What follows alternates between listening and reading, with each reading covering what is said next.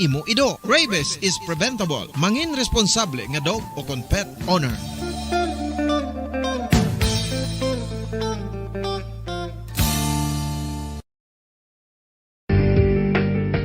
Kinahanglan mo bala nga mag-recharge? Hindi mo na kinahanglan nga magsalig pa sa caffeine. Bangod ang pang-power na Dekada nang nagtataguyod ng katotohanan, 5 dekada nang nagtatanggol sa mga mamamayan, patuloy na nagsasaliksik at mabilis maghatid ng mga balitang siksik at malaman. Patuloy na nangunguna sa mga issue, drama, promo at serbisyo publiko. Ito ang Bombo Radyo Bacolod, ang pambansang radyo ng Pilipinas. Fast Radyo Bombo! Bombo Radyo Bacolod. Number 1! Fast Radyo Bombo! Sa nga Bombo Radyo Bacolod ng Philippine Standard Time, 42 minutos nakaligid stock na alas 5 sa hapon. Welcome kami sa magpalagad sa Platuntunan Bombo Report sa Afternoon Edition. Pang Lunes, edisyon siya Platuntunan, petsa 28 sa bulan sang Pebrero, katapusan ng adlaw. Sa ikaduwa bulan, tuig 2022. Welcome kag mayong hapon sa ating masuki sa ating matagpulamati sa kabukusan sulat sa Bacolod. Kag Bugasban nga probinsya sa Negros Occidental. Welcome. Nakatutok live sa ating sa FB kag YouTube channel. Mga taga Negros, di mas kabayan sa Pilipinas, di mabayan sa kalibutan. Makitaan na batin natin papalagan siling hapon. Inyo pala tuntunan Bombo Report sa first edition. Masakaw-sakaw na nga atong palibot sa Bacolod. Mga merkado naton, dagsa na mga manugbakal. Kapon dyan tagsa diri kahapon, Bombo Dennis Rubican. Ng mga balita nga atong kapot mo sa aton silang mga nagapaw ng mga balita lokal. Duwang pilason sa insidente sang pagpanglabo iya sa may syudad sa San Carlos. Samtang isa ka persona na kuhaan sa homemade shotgun sa isa iya ka Comelec checkpoint sa may syudad iya sang Bago. Kagbuaso obserbara naman ato ng ginatawag Fire Prevention Month. Sa balita sa palibot niya sa pungsod, ugang pang mga Pilipino gikan sa Ukraine, nagabot ako sa pungsod Moldova. Kag ang pagbalik sa alert level 1 sa kadamaan sa ato siling lugar sa Pilipinas, kalakip na National Capital Region, ang suno sa Malacanang pag nugod sa butsyog sa aton ekonomiya, kag of course sa pagbuhin sa mga unemployed sa Pilipinas. Sa balita gikan sa luwas curfew sa siyudad sang Kiev gindula na kasunod nga ginakabig karon sa Ukraine government nga crucial ining masunod nga 24 oras sa pagpanalakay sang Russian forces. So una mga balita nato nga atong gaabot mo sila nga pagpalagad sa Platuntunan Bombo Report sa Afternoon Edition. 44 minutos na nakalikan stock na nga alas 5 sa hapon. Dugay-dugay ko ang report ni Bombo Carla kung nasa Bombo Carla sining nagpakaisa ilinaway, nasalaan, ilinabo yaman ang iya sining mag-utod nga pakaisa. Nagkalapilasan, malang kay may madalman ngayon. Dito ni natabo iya sa may syudad sang San Carlos, mga kabinan. At least ako ng report natin sa Bombo Carla, pila nato niya ka mga gagtalalupang doon, may grupo sa mga mga planters sa may ng grupo sa Pinalbagan Isabela Planters Association ay may mga reklamo to nga daw may mga time to time may mga delayed sa ila sinipila ka mga financial transaction sa nasabi ni Planters Association. May mga instansya nga nag-umpok mga cheque daw kagagmay kung nasa mga piso ginhatag sila mga membro ng mga planters. Ito gadudar nga basi kung way na pundo ang ila sining asosasyon. Mga kaluluoy, subungatan natin nga mga planters daan, kamahal na sing mga inputs, agricultural inputs, kamahal na, then kabarato pa karon niya sang presyo sang kalamay. Teka madayon pagining madayon pagini ang importation sang 200,000 metric tons ng kalamay. Bawati mayon na natin nga mga plantadores ng tubo, aton nga mga small planters. gaubo gani aton nga mga dalagko nga mga plantadores ang tubo diri sa Negros Oriental. Ayan pa aton nga mga magagmay lang nga mga planters mga kebenan. Munang sila aton nga ti kung kaisa bala ini nga aton nga mga manguma sa o kung engage sa plantasyon o kung pagtanom iya sa tubo, 27 atong mga agricultural products, agricultural-based country kita po ang aton cost of production sa agrikultura tuman pa kamahal. Ang presyo sa pagbakal sa mga agricultural products ng pila iya kadalag komusyente tuman ka barato mga kebenan. Ko ng problema dito sa mga membro sa Binalbagan sa Isabela Planter Association o kon BIPA. Kaya na-question nila ko ng ang nagpadala sa sulat nila sa ila sinasasyon, sila mga opisyales, so para the passing sabat. Ang mga kuan, way pasabat ang mga opisyal sa BIPA.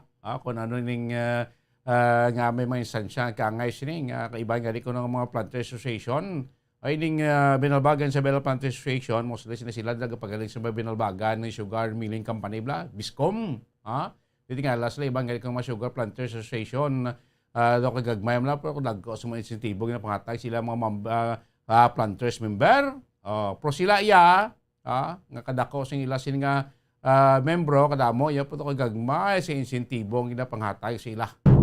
So gusto na nga buksan ang libro sa ilasin na asosasyon para ipakita sila mga membro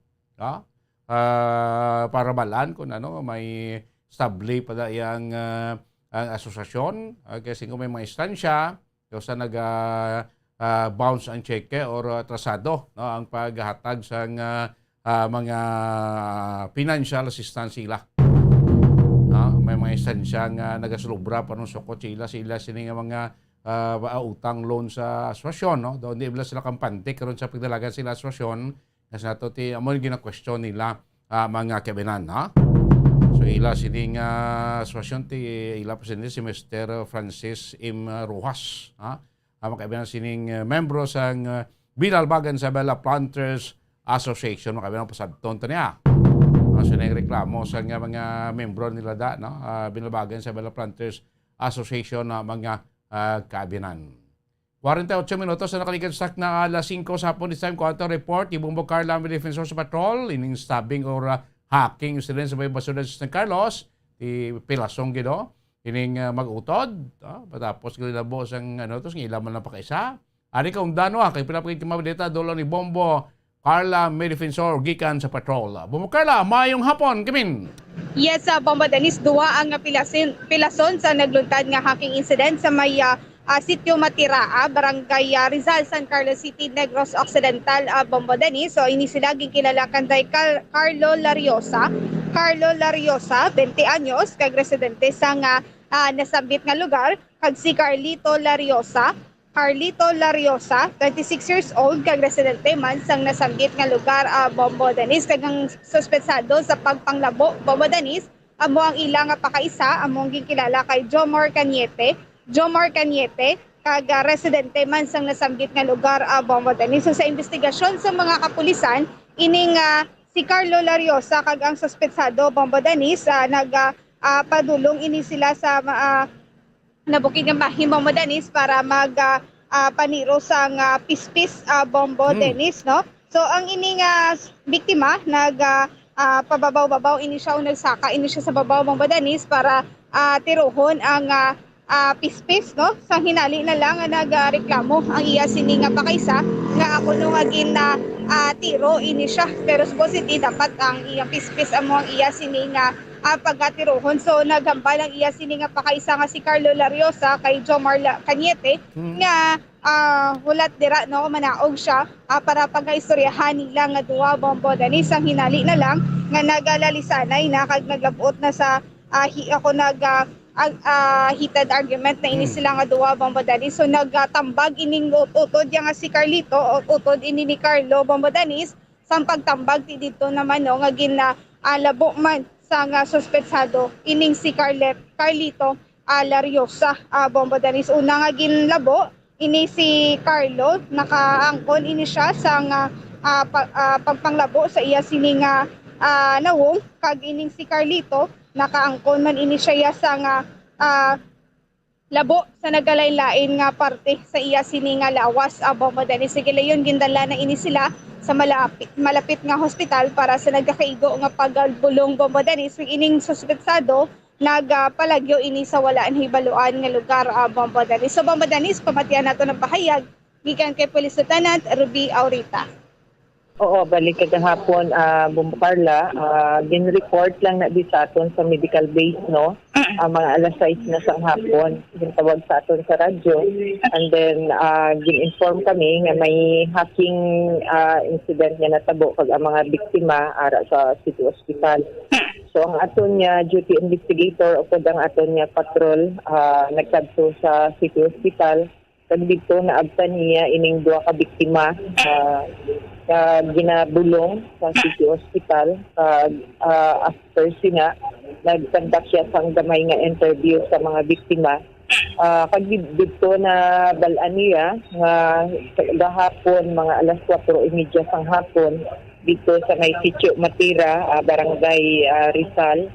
Isa ni siya ka malayo na nga nabukid na nga bahin sang Barangay Rizal. Kundi ining duha ka biktima nga mag-utod si Carlo Lariosa kag ining si Carlito Lariosa upod man sang ilang pakaisa nga amuning aton nga suspetsado nga si Jomar Caniente while naghagaray dito sa bukid nga maniro sa mga pistis. Gamit ini ang buga nga ang bala si Jolen. So according sini sa aton nga biktima nga si Carlo, siya dito ni siya kuno sa babaw nga bahin sa bukid. While ini ang ilang nga pakaisa nga si Jomar diri sa naubos. Nagpalupok ining si Carlo kay may nakita siya nga piskis. And then after sina nag-react ining ilang nga pakaisa nga si Jomar, kunya ako no gin tiro siya.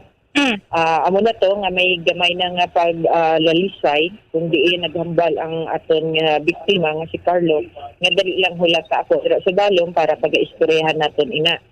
So nanaog ining si Carlo pag nag-istoryahan na ini sila ni Jomar while nag-istoryahan na sila dito pag nag-imitay ang ilang pag-istoryahan ay nagbais-bais.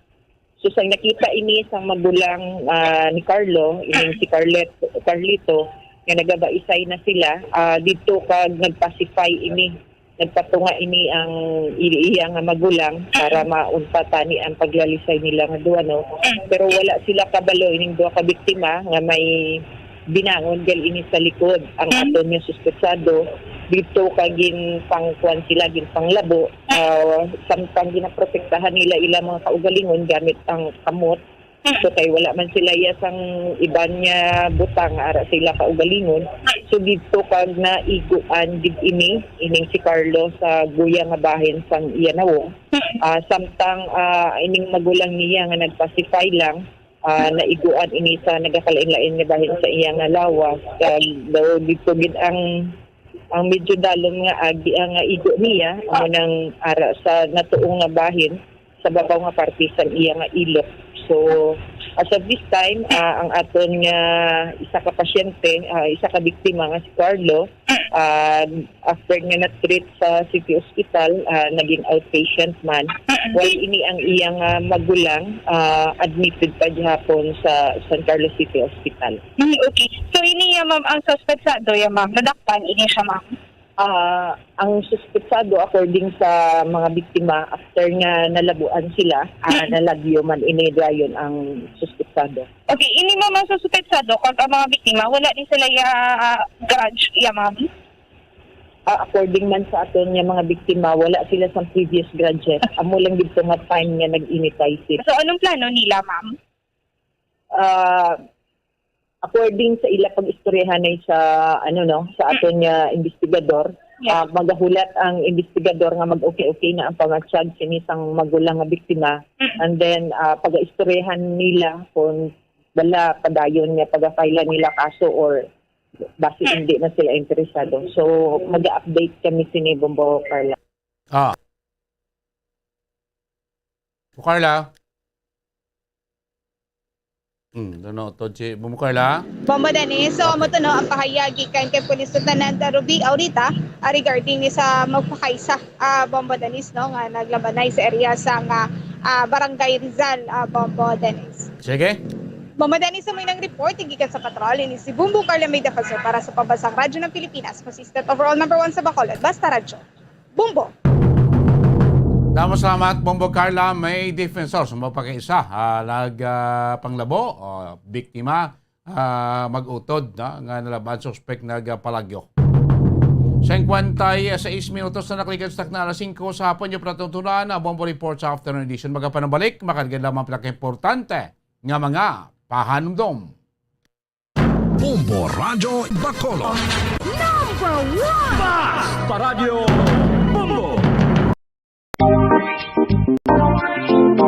Mga kabombo, nakahibalo bala kamo? Naghampak na sa 3 million ang natapikan sang COVID-19 sa Pilipinas. Mataas sa gihapon ang active cases sa bugos nga pungsod. Kag 50 mil na ang mga nagtaliwan bangod sa sini nga virus. Hindi magkumpiyansa. Depensahi ang kaugalingon kag ang imo mahal sa kabuhi. Magpabakuna na batok sa COVID-19. Pahanumdom nagikan sa Bombo Radyo Bacolod. Basta Radyo Bombo!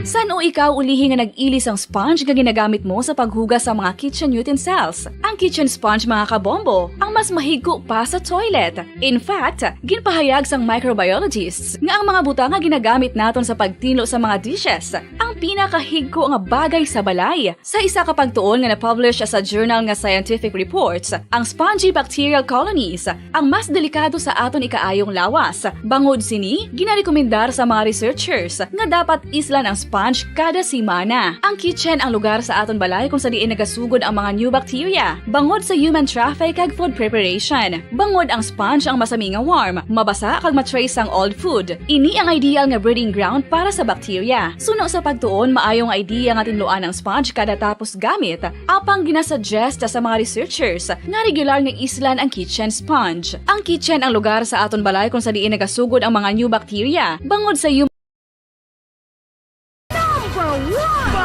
Paradyo Bombo!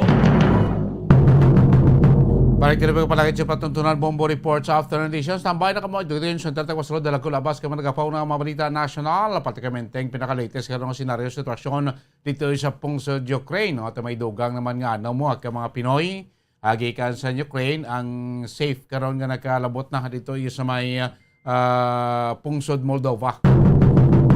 Matapos nga guwa ini sila no kag so far no go padayon pagapon ng tension no ang tension wala pa nagpuas ito yung sa Ukraine bangod still no ang sunod sa ila presidente nga ining the next 24 hours na maging crucial para sa ila sa piyak sining mga doso nga pagsinapol ano pa nang inisura na ito ni kun ara ng porsa sa Russia sulod ya sa Ukraine may mga damage na nga natuga infrastructure may kabuhi na nga nagkaradula bakod sining pag-invade no sa Russia sa Ukraine damo na nga mga nasyon ang nag-upod karon sa pagtuman sa sanction batok sa Russia may mga pagprotesta na sa iban nga mga nasyon batok sining pagsulod no pag-invade sa Russia sa Ukraine sa Germany linibo-libo mga German na nagaprotesta batok sa Ukraine o batok sa Russia sa iban nga makapungsuran may mga pagprotesta naman ano madangatan sinadre makabnan sorry na dugan naton nga mga balita pungsod doon kag balita sa Los Angeles sa News Center sa aton Bombo Network News Center kamin for best radio newscast Metro Manila goes to Bombo News, DWSM, Star FM, Bombo Radio. At ngayon, ang inyong tagapagbalita. Magandang gabi Pilipinas, sa anumang oras sa buong mundo, narito na ang Bombo Network News Evening Edition.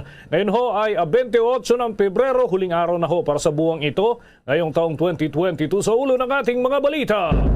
COVID cases sa Pilipinas, nasa mahigit 900 na lamang sa bisperasuyan ng pagpapatupad ng Alert Level 1. At sa international news naman, si Ukrainian President Volodymyr Zelensky naniniwalang magiging crucial para sa Ukraine ang susunod na 24 oras sa nagpapatuloy pa rin na ikalimang araw ng Russian invasion. At Special Task Group babalangkasin para tumutuko doon sa kaso ng pamamaril sa alkalde dyan sa Infanta, Quezon. At mamaya naman, abangan dahil may update din tayo sa grand winner ng 1 million pesos sa 1 to Panalo Promo Year 20 ng Bombo Radio. Sisimulan na agad ang mga nabuong plano na paglalaan niya ng napanalunang halaga. Bahay naman doon sa Davao de Oro, gumuho dahil daw sa sinkhole. Ilang mga residente nababahala na rin. Nasa 31 katao naman ang sugatan matapos na mahulog ang isang bus doon sa Cavite. Bago sa detalye, kami ang inyong mga tagapagbalita. Ako si Bombo Everly Rico. Ako naman si Bombo Dennis Hamito at ngayon sa ating mga detalye. Mga kabombo, mga ka-Star Nation, mamaya may mga update ho tayo hinggil ho dun sa grand winner natin. Pero sa ating unang balita ay nakapagtala ho ng good news ho ito sapagkat maliit na lamang yung bilang 951 ang nadagdag sa mga kaso ng COVID-19 sa Pilipinas. Samantalang mayroon namang 1,717 na gumaling at 50 katao yung naitalahong pumanaw. Ang naturang 3-digit number of cases na pinakamaliit ho yan sa bilang na nadagdag para sa taong 2022. Sa kabuuan mga kabombo, naitalang mga kaso ho dito sa ating bansa 1.4% o 52,179. Ito yung mga aktibong kaso. 97.0%, katumbas naman ho yan ng 3,553,367 ang mga gumaling na at 1.54%, katumbas ho ito ng 56,451. Ito naman ho yung mga pumanaw. Ayon sa pinakahuling ulat, lahat daw ng mga laboratorio ay operational nung kinuhang naturang data ng Pebrero 26. Habang mayroon namang 5 laboratorio na hindi pa rin nakapagsumite ng kanilang data dyan sa COVID-19 Document Repository System. Base nga sa datos ng nakaraang 14 na araw, ang kontribusyon ng naturang hindi nakapagsumiting laboratorio ay humigit kumulang 3.9% sa lahat ng mga samples na kanilang naitest at 0.7% naman sa lahat ng mga nagpositibong individual. Paalala pa rin ho ng Department of Health sa publiko na huwag pa rin maging kampante sa banta ng COVID-19. Bagkus ay dapat daw ipagpatuloy ang tamang pagsunod doon sa minimum public health standards at laging magsusuot pa rin ng face mask, face shield at iba pa kung kinakailangan, lalo na doon ho sa matataong lugar. Bombo International News. Umalingaw-ngaw ang air raid sirens sa iba't ibang mga lungsod ng Ukraine sa may Cherkasy, Dnipro, Kharkiv at doon sa may Luhansk, Zhytomyr at Vinnytsia habang nagpapatuloy pa rin ang ikalawang araw na paglusob ng Russia sa Ukraine. Patuloy pa rin kasi ang pag-atake ng Russian forces sa malalaking syudad ng Ukraine kung saan target ang kabisera ng Chernihiv, subalit sa kabutihang palad naman ay walang mga naiulat na casualties. Gayon din, maraming mga residente pa rin ang nananatiling nagtatago sa mga underground. Kaugnay nito, naniniwala si President Volodymyr Zelensky na sa susunod na 24 oras ay magiging crucial period anya ito para sa kanilang bansa, kasabay ng nakatakdang pakikipag-usap ng delegasyon ng Ukraine sa mga kinatawan ng Russia nang wala anyang precondition ngayong araw sa may border ng Belarus. Ayon kay Zelensky, maliit ang pag-asang magkakaroon ng makabuluhang dialogo sa pagitan ng magkabilang panig. Sa kabila pa nito, sa pakikipag-usap ng Pangulo ng Ukraine kay British Prime Minister Boris Johnson, nangako naman itong gagawin niya ang lahat ng kanyang makakaya para makapagbigay ng karagdagan pang military aid sa Ukrainian forces. Ito ay kasunod na rin ang pagtanggal ng curfew hours sa kabisera ng Kiev kung saan nga malaya nang makakaalis mula sa mga underground shelters ang mga residente ng capital city. Pinayagan na rin ang pagbubukas ng mga grocery stores at mga public transport kahit na inaasahang kakaunti pa lamang ang mga magbabalik operasyon ng mga tren. Sa ngayon, nananatili namang kontrolado ng Ukraine ang kabisera ng Kiev dahil sa matindi na ring depensa ng pwersa nito na nakikitang nagpabagal sa pag-atake ng Russian forces. Karamihan naman sa mga Pinoy dun sa Ukraine ay nagmamatigas pa rin umuwi sa bansa. Kahit nga sunod-sunod yung mga lumalabas na impormasyon ng mga pag-atake nga nitong Russia dun sa naturang kabisera ng Ukraine. Abangan ho mamaya mga update natin hinggil pa dyan sa naturang balita. Samantala, kuha muna tayo ng update dyan ho sa lalawigan ng Isabela, mga kabombo. Ano kaya ang priority gagawin ng lola na nagwagi ho ng 1 milyon? Dahil ngayon, nasa kamay na ho niya ito. Alamin natin ang update hinggil ho dito sa ating grand winner sa 1-2 Panalo Year 20 ng Bombo Radio at Star FM. May report ang Bombo Radio Kawayan. Maraming salamat, Bombo Denise. Agad na ipapaopera ni Ginang Maria Isabel Ballesteros ng Santa Luciana, Kawayan City ang mga nabulag na mata. 4 na taon na ang nakalipas matapos matanggap na ang napananulang tumataginting na 1 million pesos sa grand draw ng 1-2 Panalo Part 20 promo ng Bombo Radio Philippines. Si Ginang Ballesteros, 66 na taong gulang, isang byuda, residente ng Santa Luciana, Kawayan City, ay may katarata ang isang mata habang glaucoma naman ang isa at mayroon ding hypertension kaya taimtim niyang ipinagdasal o idinalangin na Radio Philippines. Labis siyang nagpapasalamat sa Bombo Radio Philippines dahil malaking tulong ang napanalo ng 1 milyong piso para matupad ang kanyang pangarap. Ayon pa kay Ginang Ballesteros, ang 500,000 pesos ay ibibigay umano niya sa bunsong anak para makapagpakasal na at makapagpatayo ng sariling bahay. Bibigyan din niya ng pera ang iba pang anak habang ang mga kapatid naman ay bibigyan niya ng 10,000 pesos bawat isa. Ganito mga kabombo, Bombo Denise, ang bahagi ng pahayag ni Ginang Maria Isabel Ballesteros, ang pang-70 millionaire ng Bombo Radio Philippines. Ano pa po ang plano nyo sa 1 million pesos? Yung kalahati, 500,000 ibibigay ko sa bunso kong anak. Kasi magpabahay, kakasal at pabinyan. Tapos yung dalawa kong anak, babae, 80,000. Yung 40, bibigay ko dun sa anak ko na nara sa Canada kasi palagi na hospital. Tutulong din ako kasi nung namatay yung papa nila, kung wala sila, wala akong allowance. Parang hindi ko din naramdaman ang hirap. 2 anak ko doon, nurse at teacher. Sa Ortaño, Canada. Bombo Johnny. Ang bahagi ng panayam, yes, Bombo Denise? Sige, please proceed. Ang bahagi ng ating naging panayam sa pang-74 na Bombo Millionaire ng Bombo Radio Philippines, si Lola Maria Isabel Ballesteros, taga Santa Luciana, Kawayan City. How's that, Bombo Denise?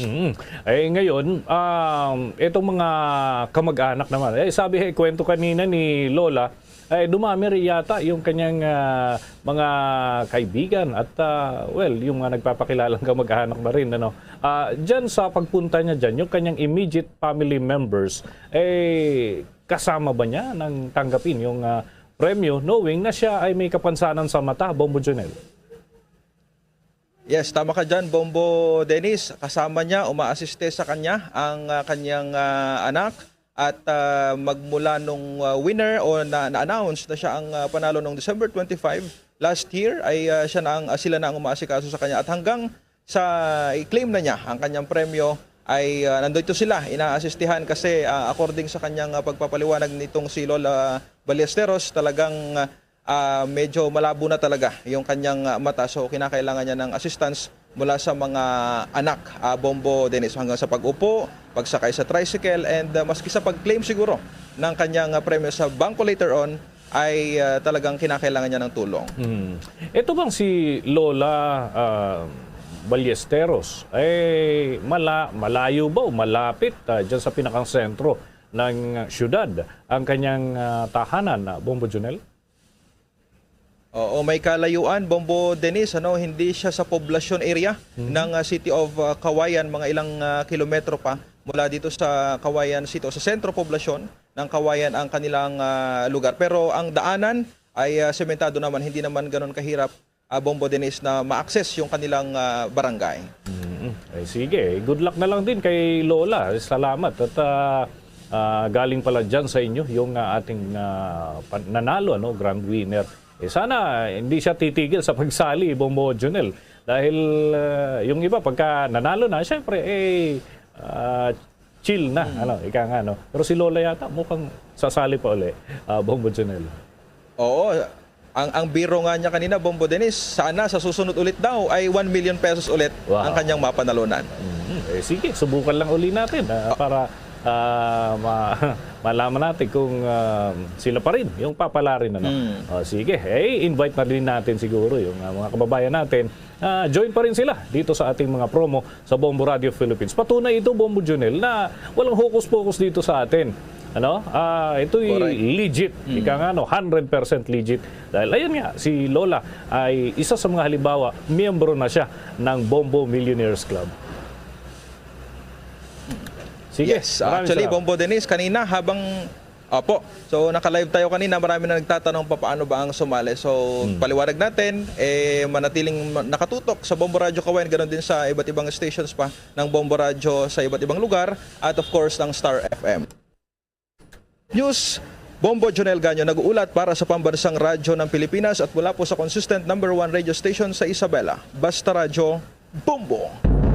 Samantala, yung karamihan pala sa mga Pinoy dyan sa Ukraine, nagmamatigas pa rin umuwi dito sa ating bansa. Sa kabila ho yan, noong naging pag-atake nitong Russian forces. May balita mula sa DFA, si Bombo Jane Buna. Sa kabila na nangyaring kaguluhan sa Ukraine matapos nilusob ng Russia, karamihan pa rin sa mga Pinoy ang ayaw umuwi sa Pilipinas. Nilinaw naman ni Department of Foreign Affairs Undersecretary Sara Ariola na makakatiyak pa rin naman ito na handang tumulong ang kagawaran at magbigay ng mga care packages sa kanila. Sinabi ni Ariola na marami sa kanilang ayaw mahiwalay sa mga miyembro ng kanilang pamilya at gusto nila ang kalidad ng buhay sa Ukraine.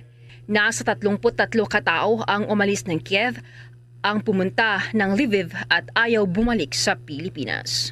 Actually, we are reconciling our data kasi dito rin po sa capital, dito rin sa Manila, tumatawag na rin kami, ginagamit na namin yung mga Facebook pages.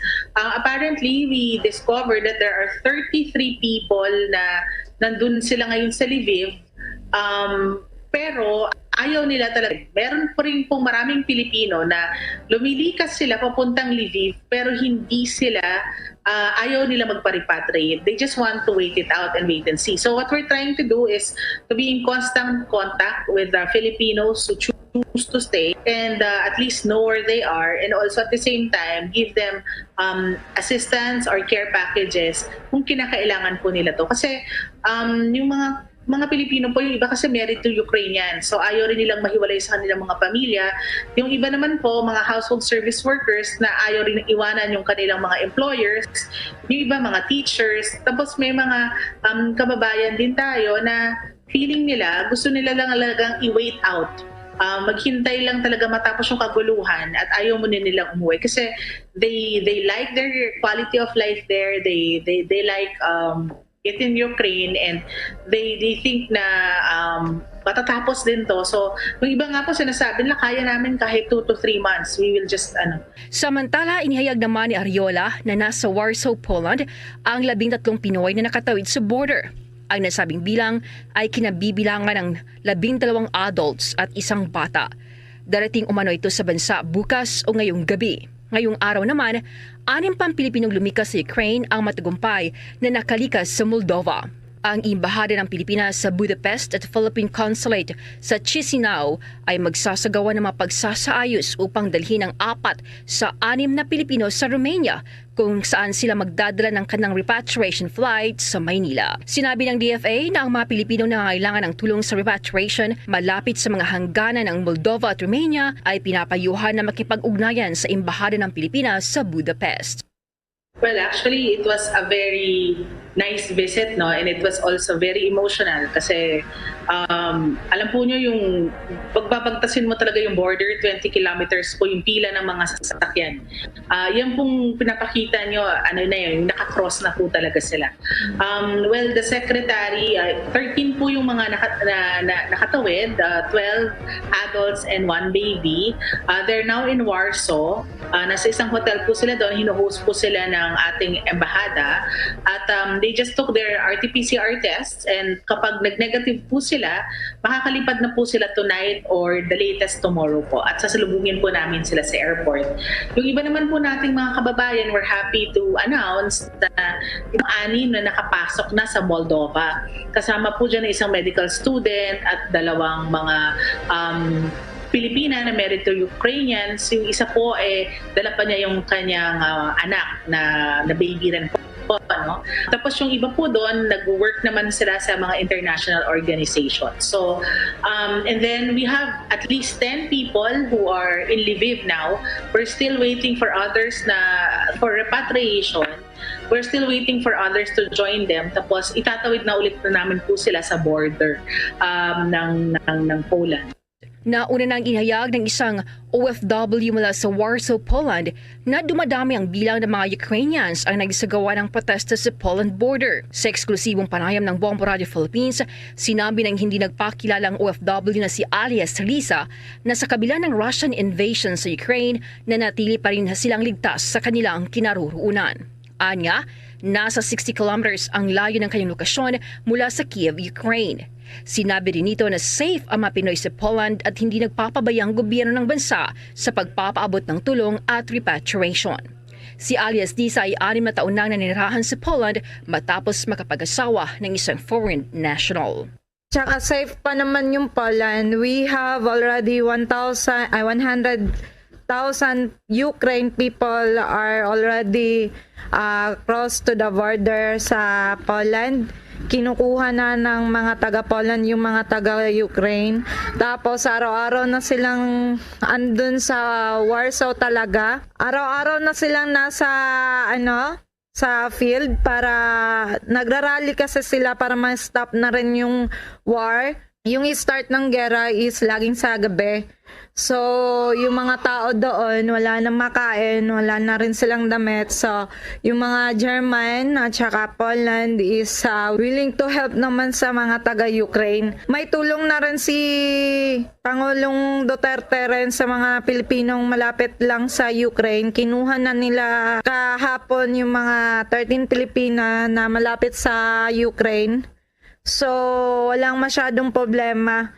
We are safe, huwag kayong mag-alala. Yung mga government sa Philippines naman are laging andyan para sa mga Pilipino na pag-alaman na karamihan sa mga Pilipino sa Ukraine ay kinabibilangan ng mga household service worker, mga guro, nagtatrabaho sa mga international na organization at ikinasal sa mga mamamayan ng Ukraine. Mula dito sa Department of Foreign Affairs, ito si Bombo Jane Buna, nag-uulat para sa Pambansang Radyo ng Pilipinas, Basta Radio. Bombo!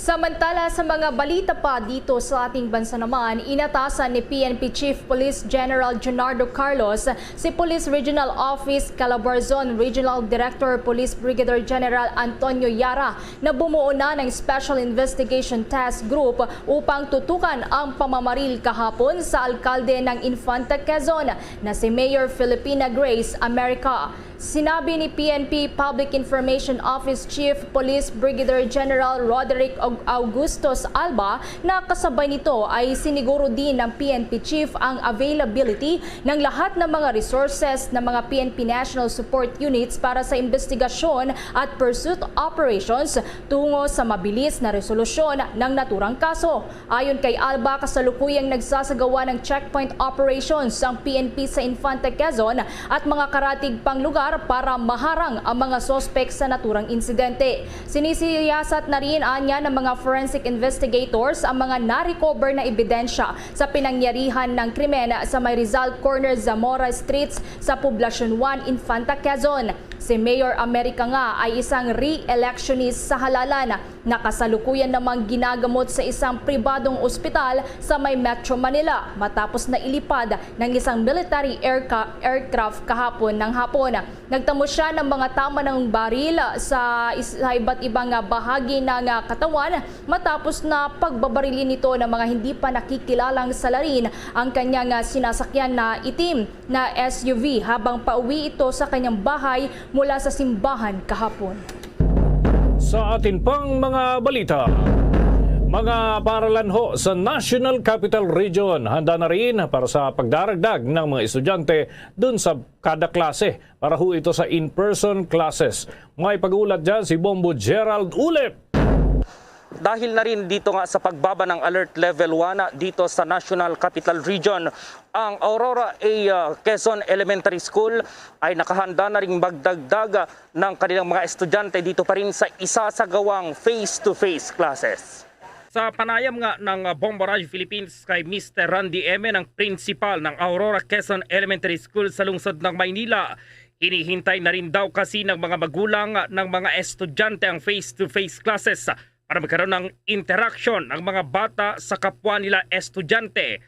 Anya, pagpupulungan nila ng maayos ang mga hakbang lalo na sa pagdaragdag ng mga estudyanteng lalahok sa face-to-face classes. Sa ilalim kasi ng Alert Level 1, nais na nilang madagdagan din ang lalahok sa in-person classes. Lalo pat hirap na rin daw ang mga magulang sa pagtuturo sa kanilang mga anak sa mga modules. Sinabi ni Emen na mas mainam pa rin mga guro ang magturo sa mga estudyante para matutukan ang mga ito. Madadagdagan po ba yung mga klase dito, yung mga papasok na estudyante, sir?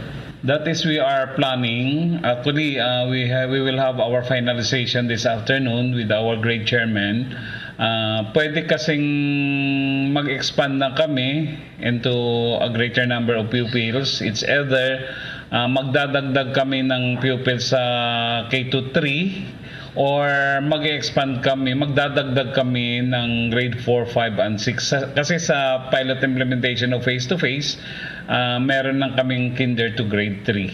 So, pwede na kaming mag-expand up to grade 6. Opo, ilan yung usually sa isang klase, ilang estudyante po yung ina-allow dito sa face-to-face classes sa mas mataas sa Alert Level 1, saka bukas po Alert Level 1 na, ilan yung pwede? Pwede kaming magdagdag ng 4 sections in grade 4, 4 sections in grade 5, and 4 sections in grade 6 with 16 slots in every section because we will have to consider also the number of teachers who will be reporting. Kasi ang 4, 5, 6 ay departmentalized, so we need teachers to handle the subjects, not only one teacher like kinder 1, 2, 3 which are self-contained na hawak lang ng isang teacher. So comes grade 4, 5, and 6 na mag face-to-face, so we will be needing 4 or more teachers sa isang grade level. Wala naman umanong nakikitang problema si Mr. Emen sa pagsasagawa ng face-to-face classes sa kanilang estudyante dahil madali lamang daw turuan ang kanilang mga estudyante. Ano po yung challenges ninyo sa face-to-face classes? Lalo-lalo na elementary po ito, maliligot yung mga bata sa With the kind of pupils naman namin dito sa Aurora A. Quezon Elementary School, medyo tayo or highly urbanized naman eh. So madali lang bigyan ng instruction pag sinabing medyo i-consider talaga ang safety protocols and safety protocols, not only the parents ang aware eh, pati mga bata na madali namang mapasunod. So walang challenge when it comes to the administration side. Ang mga preparations naman, meron naman tayong mga focal person assigned in every assignment. Halimbawa, ang DRRM natin, ang coordinator natin sa School Disaster Risk Reduction, silang namamahala sa iba't ibang safety preparations natin. Ang Aurora Quezon Elementary School ay mayroong mahigit 5,000 estudyante, kaya naman mahalagang mapanatili talaga ang health protocols. para masiguro nga yung kaligtasan ng mga estudyanteng papasok dito sa naturang school, ang una nilang gagawin pagpasok sa school, dito sila dadaan para mag-disinfect at paglabas dito ay magkakaroon naman ng pag-check ng temperature dito sa machine na to.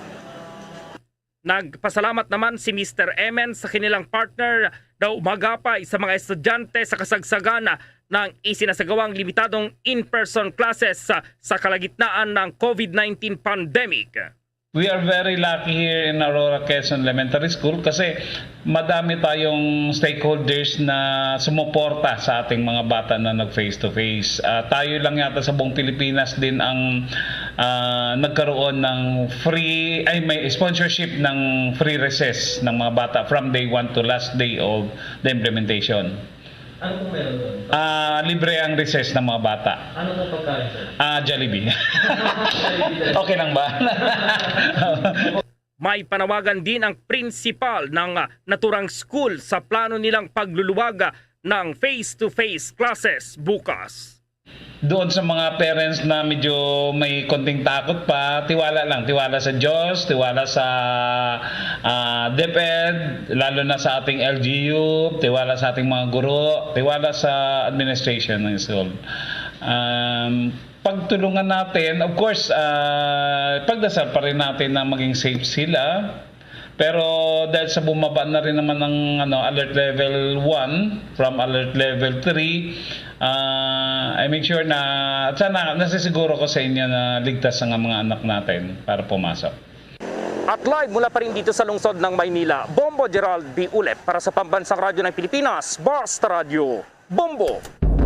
Sa iba pang mga balita, ide-deactivate na ng PNP ang kanilang mga quarantine control points o QCP sa mga lugar na sakop ng COVID Alert Level 1 simula bukas. Ito ang inihayag ni PNP Public Information Office Chief Police Brigadier General Roderick Augustos Alba. Kaugnay na rin ito ng paglalagay sa Metro Manila at nasa 38 pang mga lugar sa pinakamababang alert level mula yan Marso 1 hanggang sa Marso 15. Pero mananatilian niya ang mga regular checkpoint ng PNP na nasa mga QCP areas para sa pagpapatupad na rin ng law enforcement, anti-criminality at COMELEC operations katulad na lamang ng umiiral na election gun ban at gayon din ang pagbabawal sa unauthorized security ng mga kandidato. Ayon pa kay Alba, wala ng restrictions sa interzonal at intrazonal travel sa mga lugar na nasa alert level 1 kaya inaasahan din ng PNP ang mas mabigat na daloy ng trapiko sa Metro Manila simula yan bukas.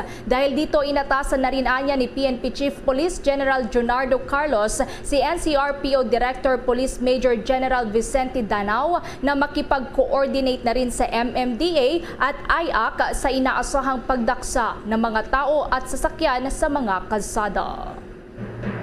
Sa Vote 2022 Campaign Trail Update.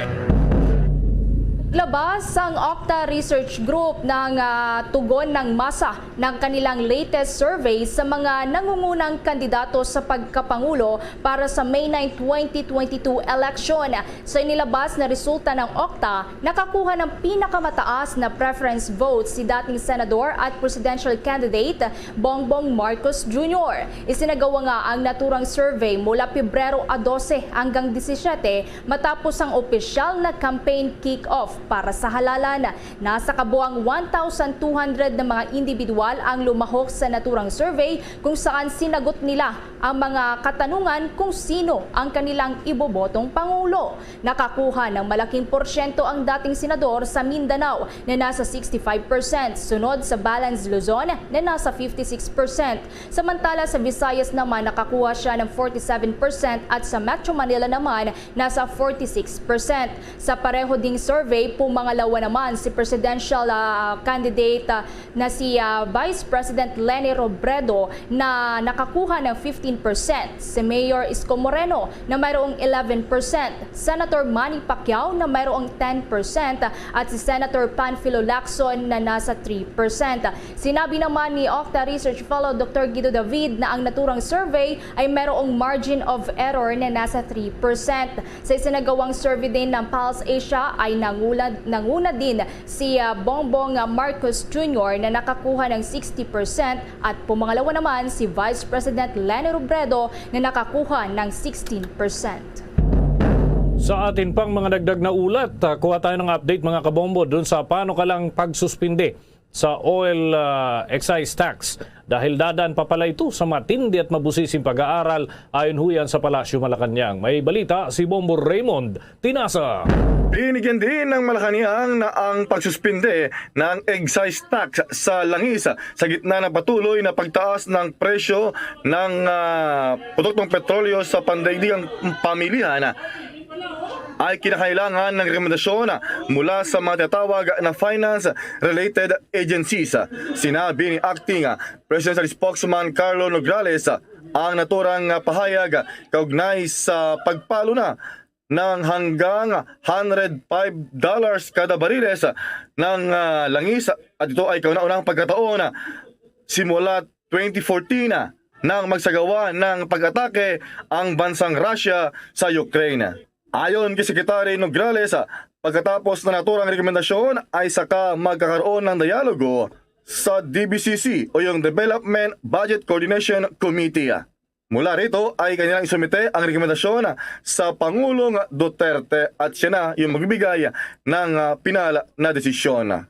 Let's refer back to the mechanism, no? DBCC, magbibigay ng recommendations to the Department of Finance. The Department of Finance will submit its recommendation to the President and that the President will make his decision. That being said, I would also like to refer you to the statement ng DBCC and ayon sa statement ng Development Budget Coordination Committee, our government remains ready to provide targeted relief assistance and support to address the impact of the oil price hike for affected sectors, especially public utility vehicle drivers, farmers, and fisherfolk. To assist the transport sector, government is preparing to release 2.5 billion pesos for the fuel subsidy program of the Department of Transportation. This aims to provide fuel vouchers to cover over 377,000 qualified PUV drivers who are operating jeepneys, UV Express, taxis, tricycles, and other full-time ride-hailing and delivery services nationwide. In addition, the Department of Agriculture has a budget of 500 million pesos to provide assistance through fuel discounts to farmers and fisherfolk who either individually own and operate agricultural and fishery machinery or operate through a farmers organization or cooperative. Para sa Bombo Network News, Bombo Raymond Tinasa nagulat para sa pambansang radyo ng Pilipinas, Basta Radyo, Bombo!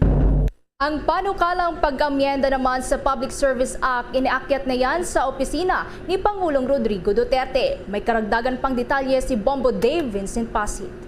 Inakyat na sa opisina ni Pangulong Rodrigo Duterte para kanyang maikonsidera at mapirmahan ang panukalang batas na naglalayong amyendahan ang mahigit 80 anyos ng Public Service Act. Base sa kopya ng dokumento na pirmado ni House Secretary General Mark Leandro Mendoza ay makikita ngayong araw Pebrero 28 iniakyat sa Office of the President ang consolidated version ng House Bill No. 78 at Senate Bill No. 2094. Hangad ng panukalang batas na ito na gawing 100% ang foreign equity o shares sa lahat ng mga economic sector sa bansa maliban na lamang sa transmission at distribution ng kuryente, tubig, pipeline at sewerage, seaports, petroleum pipelines at public utility vehicles. Ayon sa chairman ng House Committee on Ways and Means na si Albay Congressman Joey Sarte Soceda, ang inihain niyang amyenda sa Public Service Act ay maituturing bilang pinakamahalagang economic reform, kasunod ng Corporate Recovery and Tax Incentives for Enterprises o ang tinatawag na CREATE Law. Mahalaga ang panukalang batas na ito dahil ito aniya ang siyang magsasara sa investment gap sa bansa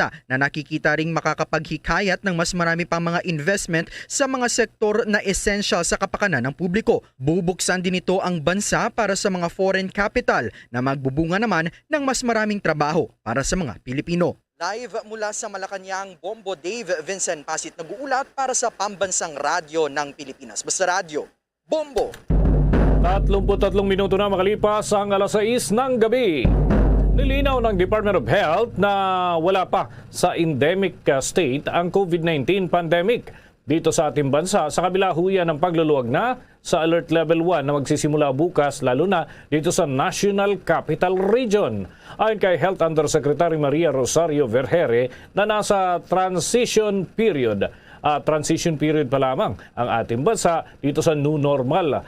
Paliwanag pa ni Vergere na hindi pa tapos ang pandemya dito sa Pilipinas. Anya, maaring maitas muli ang antas sa alert level status kung sakasakali nasisipa na naman ang mga kaso at yung bilang sa mga hospital, yung hospital utilization rates. Samantala, pagtutuunan naman ang pansin ng ating pamahalaan ang utilization rate sa mga ospital mula huyan sa naitatalang kaso kung mas maraming mild COVID cases ang may daragdag na mga kaso sa ating bansa at maging sa buong mundo na rin. Ipinaliwanag pa ni Vergere na ang paglalagay sa Alert Level 1 lalo na sa mga lugar sa bansa ay base na ho sa case trend at yung healthcare utilization rate pati na yung vaccination rate. Hindi naman anya masasabing nagiging kampante ang populasyon sa NCR mula sa banta ng COVID-19. Kailangan lamang ay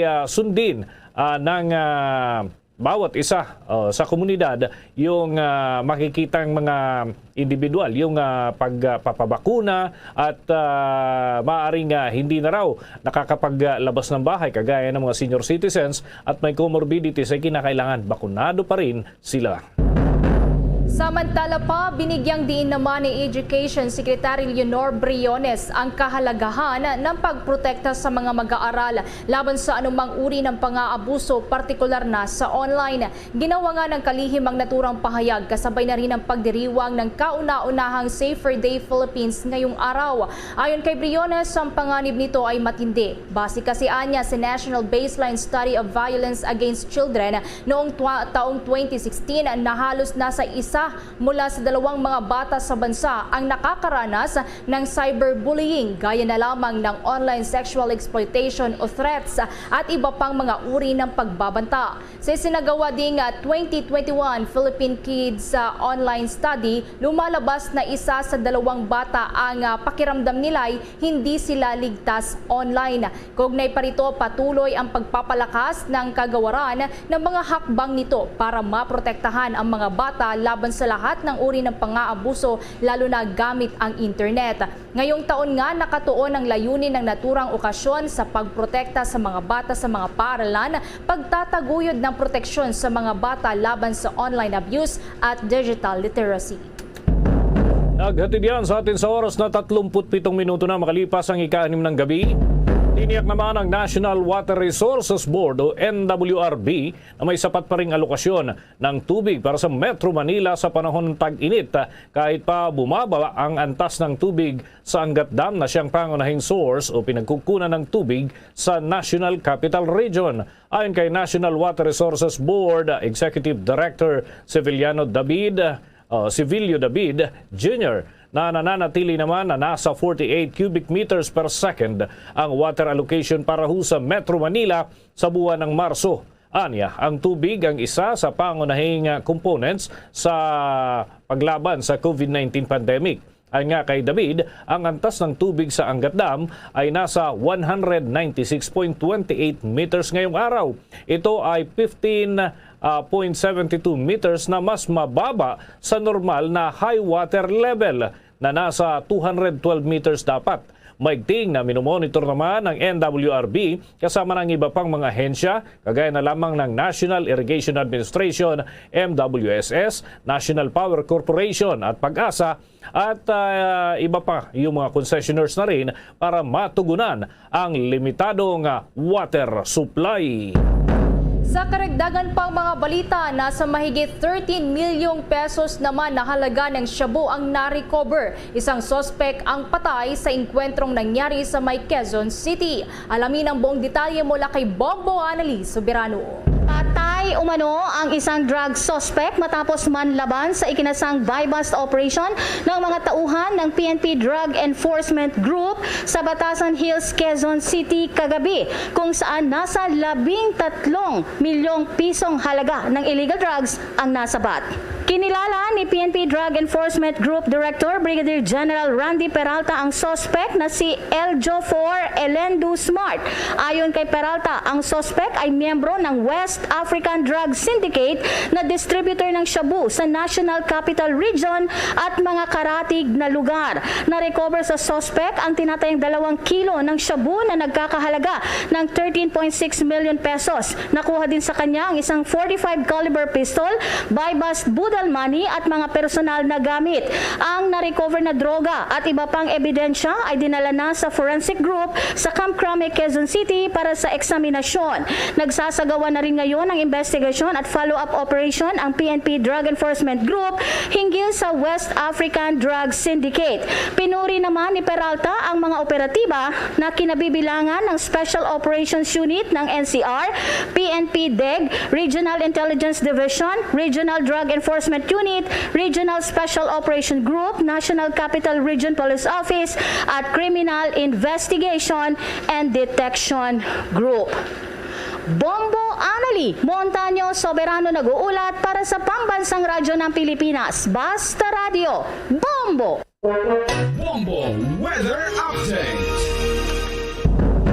Muling lumakas mga kabombo, mga ka-Star Nation, ang epekto ng trough o extension ng isang low pressure area na nakakapekto ngayon sa southern section ng Mindanao, habang shear line naman ang siyang nakakapekto sa Visayas. At bunsod nito, nagbabala ang Pag-asa DOST ng posibilidad ng mga pagbaha at pagguho ng lupa sa ilang parte ng ating bansa, lalo na dun sa dalawang bahagi na ating binabanggit dyan sa Visayas at Mindanao. Pangunahin na maapektuhan yung malaking parte nga ng Visayas at sa Mindanao naman ay uulanin at posible ang pagtaas ng level ng tubig doon sa Basilan, Sulu at maging sa area ng Tawi-Tawi. Bunsod pa rin ng manakanakang pagbuhos ng ulan na aasahan hanggang sa mga susunod na araw dahil nga sa extension ng isang low pressure area.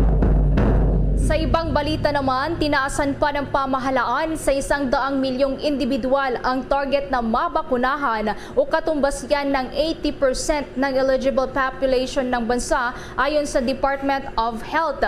Ikinukonsidera ng pamahalaan ang pagsasagawa ng National Vaccination Drive o ang Bayanihan Bakunahan Program kada buwan para mapataas pa ang antas ng pagbabakuna sa Metro Manila at sa 38 iba pang mga lugar na ilalagay na sa pinakamaluwag na Alert Level 1 simula yan bukas. Makakamitan niya ito sa pakikipagtulungan ng mga local government units. Tiniyak naman ni Acting Presidential Spokesperson Carlo Nograles na may sapat na supply ng bakuna ang ating bansa sakaling maapektuhan ng nagpapatuloy na conflict sa Russia at Ukraine. Kasalukuyan na mayroong 63 milyong individual na sa bansa ang fully vaccinated habang nasa 69.7 milyon naman ang nakatanggap pa lamang ng unang dose, habang nasa 10 milyong katao naman ang naturukan na ng booster shots.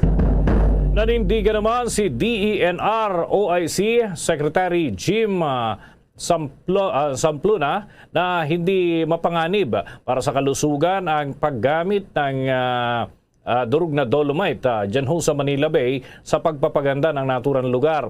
Ginawa ng opisyal ang naturang pahayag sa gitna ng panibago na naman na pag-usbong ng kritisismo hinggil pa rin sa naturang hakbangin ng pamahalaan, at ang mga pahayag ay nanggaling daw doon sa ilang environmental groups. Sabi naman ng opisyal na wala pang pag-aaral na nagpapakita na mapanganib talagang dolomite, kaya patuloy pa rin ang kanilang paggamit at pagpapaganda dyan sa Manila Bay. Iginit na ginagamit rin ng ilan pang mga bansa ang naturang uri ng mga bato, yung dolomite na ginagawang buhangin, kagaya na lamang sa Long Beach doon sa California at sa istasyon ng Sentosa doon naman sa Singapore na ginagamitan ng dolomite sand, at ilan pang aquarium, pati na yung mga fish tanks na popular sa iba't ibang dako ng mundo. Plano din ng DENR na muling buksan ng Manila Bay Beachfront dyan sa lungsod ng Maynila para sa publiko, kasunod na rin ng pagluluwag na ng restriction sa Metro Manila. Posible, ayon kay Undersecretary Jonas Leones, na buksan ito para sa publiko bago pa man umalis sa pwesto ang Pangulong Rodrigo Duterte sa June 2022. Maalala mga kabombo na naging kontrobersyal nga ang naturang Dolomite Beachfront project ng Duterte administration. Hindi lamang dahil sa malaking pondo yung ginamit at nailaan doon, kundi may mga kritisismo pa na dapat inuna raw yung ilang mga proyekto may kinalaman sa kalusugan dahil na rin sa panganib na posibleng dulot sa kalusugan ng Dolomite ay napunuho ito ng mga kritisismo dahil nga dyan sa tinambak na Dolomite Sun. Samantala, tumungo naman tayo sa mga balita mula sa probinsya dahil isang bahay doon sa may Davao de Oro gumuho dahil sa isang sinkhole. Ilang mga residente ngayon ang nababahala. May detalye pang Star FM's Davao. Isang bahay ang bumigay dahil sa nangyaring sinkhole sa lugar ng Purok 3, Tuburan, Mawab, Davao de Oro kahapon ng linggo. Ayon kay Mawab MDRMO Head Roel Helicame na bumigay ang bahagi ng kusina at sala ng isang bahay dahil sa nangyaring sinkhole matapos ang sunod-sunod na pag-ulan sa lugar. Sa initial report, umabot ng 10 to 15 feet ang lalim ng sinkhole at 2 to 3 meters ang kalapad nito. Agad namang in-evacuate ang mga pamilyang apektado sa gumuhong bahay habang ang ibang 3 malapit sa bahay naman ay ipinag-iingat ng mga otoridad. Samantala wala namang naitalang nasugatan o namatay sa nasabing insidente. Mula rito sa 96.3 Star FM Davao para sa Bombo Network News, Star DJ Tony nag-uulat para sa Pambansang Radyo ng Pilipinas. Basta Radyo. Bombo! Naghatid yan sa atin sa oras na 45 minuto na makalipas ang alas 6 ng gabi. Dako muna tayo dyan sa update. Doon ho ito sa nangyaring aksidente sa isang bus dahil 31 yung naitalahong sugatan. Kumusta na kaya ang update dyan ng Star FM Manila? Sugatan ng 31 pasahero ng isang minibus na nahulog sa isang tulay sa Ternate, Cavite. Sinabing galing sa outing ang mga magkakaibigang sakay ng bus na pauwi na sana nang mangyari ang aksidente. Batay sa investigasyon ng Ternate Rescue Unit, binabagtas ng minibus ang daang patuwid ng Cayapas Bridge sa barangay Sapang 2 nang mawalan umano ng preno ang sakyan at saka nahulog sa tulay. Ayon naman sa ilang nakasabay ng minibus sa daan, ay iba na raw ang amoy ng usok na ibinubuga ng sakyan na tila nasusunog. Agad namang nakaresponde ang rescue unit at mga otoridad sa pinangyarihan ng aksidente. Sa ngayon, nasa ilalim na ng kustodiya ng pulisya ang driver ng minibus na mahaharap sa kasong reckless imprudence resulting to multiple physical injuries. Para sa Bombo Network News, mula dito sa 102.7 Star FM Manila, Star DJ John Marino para sa Pambansang Radyo ng Pilipinas, Basta Radyo, Bombo! Samantala sa may bahagi naman ng Cebu, isang driver ng motorsiklo ang patay habang isang sundalo naman ang sugatan matapos na bumangga ang isang motorsiklo malapit sa isang Comelec checkpoint. May detalye ang Star FM Cebu. Patay ang isang 24 anyos na driver ng isang motorsiklo habang isang sundalo naman ang sugatan sa aksidente sa San Isidro, lungsod ng Talisay. Kinilala ang nasawi na si Kyle Ryan Ong at residente ng sitio Kimba, Barangay Kansoho ng nasabing lungsod. Ayon pa sa ulat ng pulisya, hindi huminto sa checkpoint si Ong at mabilis itong nagpapatakbo sa kanyang motorsiklo. Binangga ang isang sundalo bago pa ito bumangga sa isang truck ng basura. Inabisuan pa umano itong magdahan-dahan sa Comelec checkpoint, ngunit humarurot ito ng takbo at dinaanan lang ang 3 pulis hanggang sa matamaan ng isang sundalong nagpapahinto nito sa unahan. Nakilala naman ang sugatang sundalo na si Private First Class Michael Borromeo, sakop ng 82nd Infantry Battalion. Nagtamo ito ng bali sa kanyang balikat at dibdib. Dahil sa lakas ng impact sa pagkabangga ng motorsiklo sa truck ng mga basura, agad pang binawian ng buhay si Ong. Nakuha naman ng mga otoridad ang pera, cellphone at isang toy gun na umano'y pagmamay-ari ng biktima. Nakatakda namang magsagawa pa ng follow-up investigation ng pulisya kaugnay sa nangyaring insidente. Mula Star FM Cebu para sa Bombo Network News, Star DJ Sophie Ember nag-uulat para sa Pambansang Radyo ng Pilipinas at #1 radio network in the country, Basta Radyo. Bombo! 49 na minuto na makalipas ang alas 6 ng gabi at abangan ho mamaya sa atin hong business news update. Alerto ho yung ating mga motorista dahil may panibago na namang pagtaas sa presyo ng mga produktong petrolyo. Alamin ho kung magkano yung idaragdag na naman simula bukas. Sa atin pang mga dagdag na ulat, 3 minor de edad mga kabombo ay patay matapos malunod sa ilog dyan sa Zamboanga del Sur. May update ang Star FM Dipolog. 3 mga minor de edad ang nasawi matapos malunod sa ilog sa East Migpulao Bridge, Dina, Zamboanga del Sur. Kinilala ang mga biktima na sina Hana Dahunos, 7 anyos, kapatid nitong si Jana Dahunos, 5 anyos, at Rohaina Panaag, 9 anyos. Base sa report, kasama umano ng mga biktima ang kanilang lola na si Sara Panaag na naunguha ng mga kabebe sa nasabing ilog para sa naulamin. Nagpaalam umano ang 3 na maliligo muna sa mababaw na bahagi ng ilog, ngunit dahil sa lakas ng tubig ay tinagaya mga ito sa malalim na parte. Nakahingi pa umano ito ng tulong ang 3 ngunit bigong madalawa ng kanilang lola. Mabilis naman na narespondihan ng mga otoridad ang insidente at isinugod sa pinakamalapit na pagamutan ng mga biktima, ngunit idineklarang dead on arrival. Para sa Bombo Network News mula rito sa impila ng Star FM Dipolog, Star DJ Echo White nag-uulat para sa Pambansang Radyo ng Pilipinas, Basta Radyo, Bombo! Bombo International News. Magpapadala na rin ang Canada ng mga protective military equipment para sa mga sundalo ng Ukraine laban sa Russian forces, subalit hindi pa ang pagpapadala ng mga sundalo. Ayon kay Canadian Foreign Affairs Minister Melanie Joly, na kailangan ng mga sundalo ng Ukraine ang mga kagamitan gaya na lamang ng bulletproof vests, helmets, gas masks at night vision equipment. Sa statement nga ay sinabi ni Canadian Prime Minister Justin Trudeau na magpapadala sila ng karagdagang mga military supplies upang matulungan ang mamamayan ng Ukraine na dumidepensa na rin para sa kanilang mga sarili. Kaugnay nito, tiniyak ng Prime Minister ang pagbibigay ng airlift support para na rin sa ligtas na pagpapadala ng mga naturang mga supplies sa Ukraine at para matugunan ang iba pang mga pangangailangan din ng NATO. Nangako din ang Canadian government ng patuloy na pagsuporta sa Ukraine at mamamayan nito na sa nagpapatuloy pa rin yan na laban kontra sa mga paglabag ni Russian President Putin sa international law at human rights. Bombo Sports News.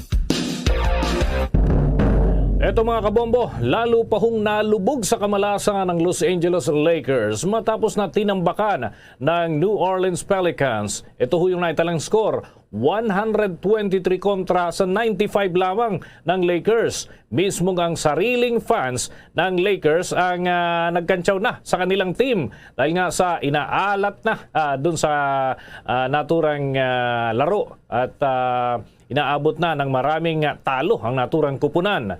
Ito na mga kabombo kasi ang ika-siyam na pagkatalo ng naturang team mula sa huling 12 kanilang inilaro. Namimiligro tuloy ngayon itong Lakers kung aabot pa sa tinaguriang play-in tournament. Lalo na ho at meron na lamang silang 22 na mga laro na nakaantabay na ito ho yung nalalabi para sa regular season. Ang tumalo ho kanina dyan sa Lakers ay ang mas mababa. Kumbaga, yung ranggo ho ay mas mababa na nasa number 11 spot yung New Orleans Pelicans. Sa pagpasok naman ng buwan ng Marso, ay mas matitinding teams pa ang makakaharap ng Lakers, kaya naman ay kaabang-abang ho ito kung ano nga ba ang magiging hakbang para makarecover yung Lakers mula sa sunod-sunod nilang pagkatalo at kung mas malalakas pa ang team na kanilang sasagupain. Aminado naman si LeBron James na malaking hamon ang kakaharapin nila kung papasok sa playoffs, kung saan ho ay wala pa rin kasiguruhan kung kailan makakabalik ang kanilang big man na si Anthony Davis para ho dito sa kanilang napipintong mga laro pa sa mga darating na araw. Bombo Business News. Ito mga kabombo, muli na namang magtataas sa presyo ng kanilang mga produktong petrolyo ang mga kumpanya ng langis. Yan ay bukas. Unang araw pa man din ho yan, sasalubong sa buwan ng Marso, pero oil price hike ang ating aasahan. Ito na ho ang ika-siyam na sunod na linggo ng oil price hike para sa taong 2022. Sa inilabas na advisory ng Pilipinas Shell at gayon din ng iba pang mga kumpanya ay paglobo na naman ang aasahan sa presyo ng mga produktong petrolyo. So yung Shell magtataso ng 90 sentimos para sa presyo ng kada litro ng kanilang gasolina. 80 sentimos naman ang kada litro ang idaragdag para sa diesel at 75 sentimos para naman sa kada litro ng kerosene. Magpapatupad din ho mga kabombo ng kaparehong oil price hike ang clean fuel. Subalit hindi kabilang ho yung kanilang kerosene dahil wala ho itong aasahang paggalaw dun sa naturang kumpanya. Magiging epektibo naman ang pagbabago sa presyo ng mga produktong petrolyo. Yan ho ay dakong alas 6 pa ng umaga bukas. Kaya may tsansa pa ho tayo magpakarga. At para ho yan sa lahat ng oil firm maliban lamang sa clean fuel. Nakaraniwan ho, nagpapatupad sila dakong alas 4:01 ng hapon sa kaparehong araw. So delayed ng ilang oras mga kabombo. Ayon naman sa Department of Energy, inaasahang tataas pa talaga ang presyo ng produktong petrolyo. Yan ay sa mga susunod na linggo dahil nga limitado yung output at sa epekto na rin ng nagpapatuloy na geopolitical tension na sangkot ang Russia at siyang isa sa major oil exporter na itinuturing sa buong mundo huyan. Base nga sa economic managers ng ating bansa, maigting na minumonitor na nila yung mga dahilan na nakakaapekto nga dito sa domestic oil prices, kasabay huyan ang paghahanda na rin ng pamahalaan ng nasa 2.5 million pesos para naman ho ito doon sa ipapamigay. Ito yung fuel subsidy para sa mga public utility vehicle drivers sa ating bansa. Bombo Business News is brought to you by Queen City Development Bank. Bombo Foreign Exchange Update. Para naman ho sa mga nag-aabang sa palitan ng piso kontra sa foreign currencies na itala mga kabombo ang bahagyang paglakas ng piso dahil 51 pesos 29 centavos ang nai-record ng Bangko Sentral sa katumbas na halaga ng isang US dollar. Ang Singaporean dollar 37 pesos 74 centavos. Ang Hong Kong dollar ay 8 pesos 56 centavos. Ang euro naman mga kabombo ay 57 pesos 08 centavos. Habang yung Saudi Arabian Rial ay may katumbasong 13 pesos and 67 centavos. Batay huyan sa data ng Bangko Sentral ng Pilipinas. The Bombo Foreign Exchange Rate Update is brought to you by Queen City Development Bank. Mga kabombo ka-Star Nation, bago tayo magtapos ang Bombo Radio Philippines, nag-aanyaya po sa lahat para sa sama-samang panalangin. Narito po ang Orasyo Imperata. Merciful and compassionate Father, we come to you in our need to seek your protection against the COVID-19 virus that has disturbed and even claimed lives. We ask you now to look upon us with love and by your healing hand. Dispel the fear and sickness and death. Restore our hope and strengthen our faith. We pray that you guide the people tasked to find cures for this disease and to stem its transmission. We thank you for the vaccines developed made possible by your guiding hands. Bless our efforts to use these vaccines to end the pandemic in our country. We pray for our health workers that they may minister to the sick with competence and compassion. Grant them health in mind and body, strength in their commitment, protection from the disease. We pray for those afflicted. May they be restored to health. Protect those who care for them. Grant eternal rest to those who have died. Give us a grace in these trying times to work for the good of all and to help those in need. May our concern and compassion for each other see us through this crisis and lead us to conversion and holiness. Grant all these through our Lord Jesus Christ, your Son, who lives and reigns with you in the unity of the Holy Spirit, God, forever and ever. Amen. Luzon, Visayas at Mindanao. Iyan ang kalipunan ng ating mga balita sa panggabing edisyon ng Bombo Network News. Muli, narito ang ating mga naging headlines. Sa ating COVID update, ang COVID cases nasa mahigit 900 na lamang ang naitala sa bespiras ng pagpapatupad ng mas mababang alerto na Alert Level 1. Sa international news naman, si Ukrainian President Volodymyr Zelensky naniniwalang magiging crucial para sa Ukraine ang susunod na 24 oras sa ika-5 araw ng Russian invasion. At Special Task Group babalang kasi naman para tumutok doon sa kaso ng pamamaril sa alkalde ng Infanta, Quezon. At grand winner naman ng 1 million pesos sa 1 to Panalo Promo Year 20 ng Bombo Radio. Sisimulan agad ang nabuong plano na paglalaan niya ng napanalunang halaga. At bahay doon sa Davao de Oro, gumuho dahil sa sinkhole, ilang residente nababahala. Nasa 31 namang sugatan sa nahulog na bus doon si Cavite. Para sa karagdagang balita at impormasyon, maaaring maglagon sa www.bomboradio.com. Mula sa Bombo News Center, Makati, kami ang inyong mga naging tagapagbalita. Ako si Bombo Everly Rico. Ako naman si Bombo Dennis Hamito para sa Pambansang Radyo ng Pilipinas, Basta Radio. Bombo! At sumainyo ang kalipunan ng maiinit at pangunahing mga balita sa Bombo Network News. Hatid sa inyo ng Pambansang Radyo ng Pilipinas, Bombo Radio Philippines. Paradyo Bombo!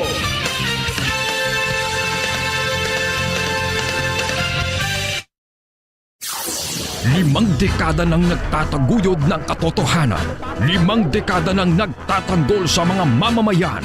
Patuloy na nagsasaliksik at mabilis maghatid ng mga balitang siksik at malaman. Patuloy na nangunguna sa mga issue, drama, promo at serbisyo publiko. Ito ang Bombo Radyo Bacolod, ang pambansang radyo